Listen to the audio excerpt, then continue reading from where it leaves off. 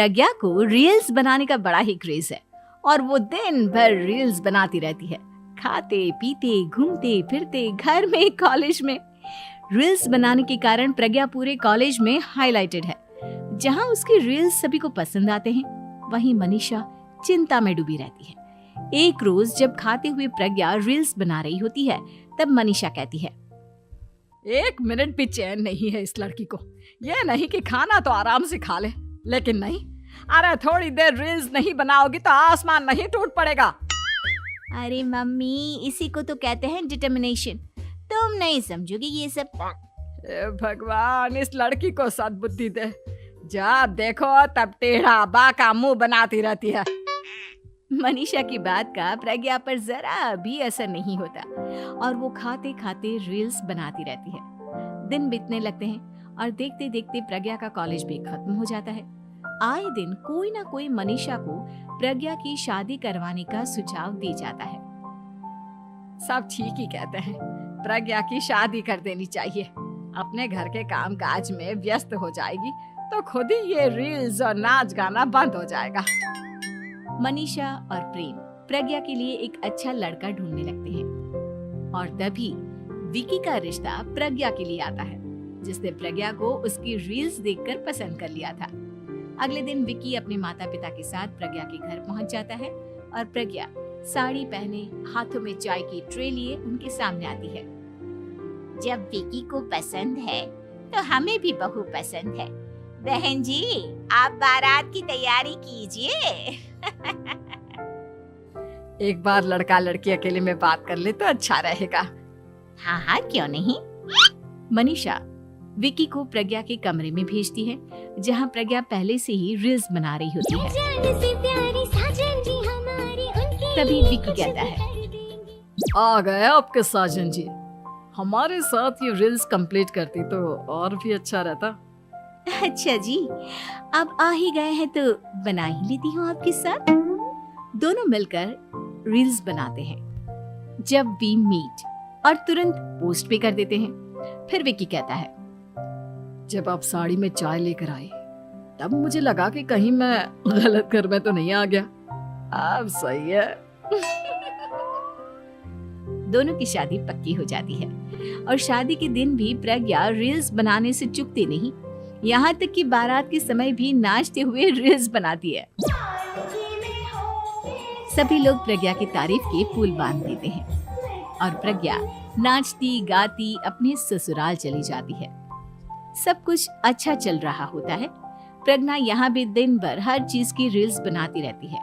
लेकिन कुछ दिनों के बाद जब सुनीता कहती है, बहू, ये रील्स के साथ साथ कुछ काम भी कर लिया करो।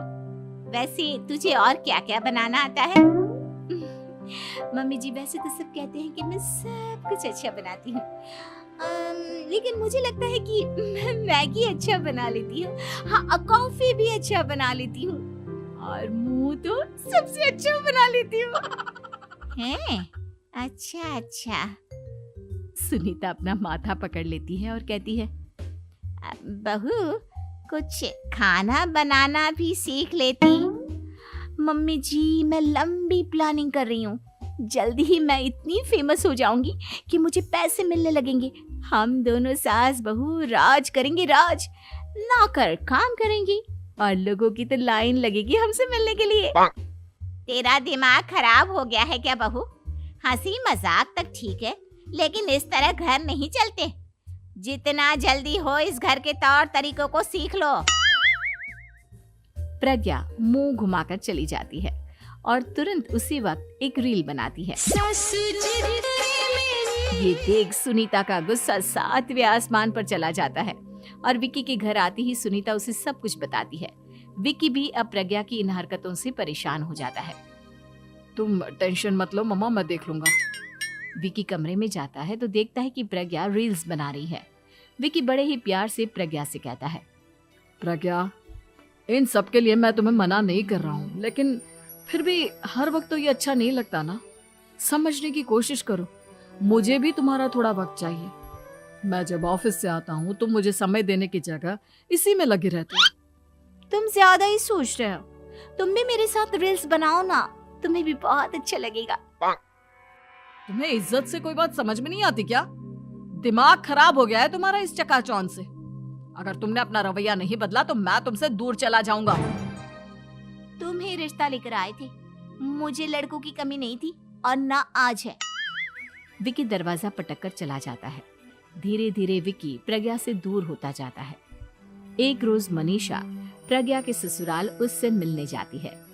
तब सुनीता उससे कहती है, बहन जी, अब आई हैं तो कुछ दिन यहाँ रहकर जाइएगा, आप ही का घर है। हाँ मम्मी, बहुत दिन हो गए तुम्हारे साथ एक भी रील नहीं बनाई मैंने। प्रज्ञा तुरंत अपने फोन में रील्स ऑन कर लेती है। ये सब मुझसे नहीं होता। तेरा ये भूत अभी तक नहीं उतरा क्या? बहन जी, आप कुछ कहती नहीं क्या इसे?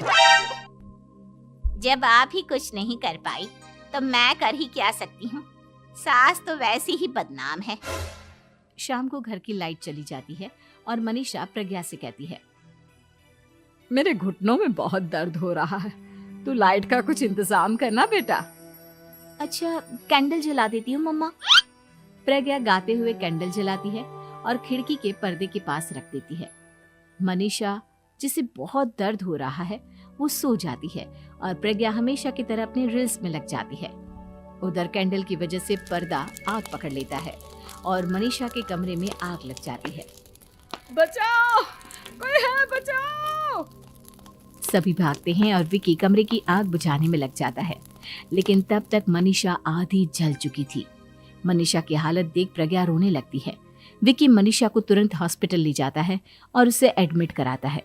विकी प्रज्ञा से कहता है, देख लिया ना, तुम्हारे इस नाच गाने की वजह से आज तुम्हारी माँ की जान जाते जाते रह गई। अब पता नहीं तुम और क्या चाहती हो। उधर डॉक्टर कहते हैं, इनकी हालत बहुत नाजुक है, आधे से ज्यादा जल चुकी है।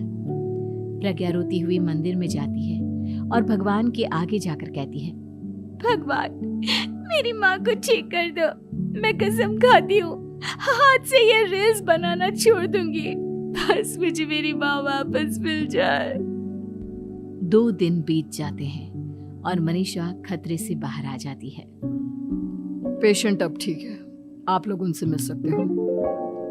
सब कोई मनीषा से मिलता है और प्रज्ञा सबके सामने अपना फोन तोड़ देती है। मुझे माफ कर दो मम्मा, मैंने तुम लोगों की बातों को नजरअंदाज किया।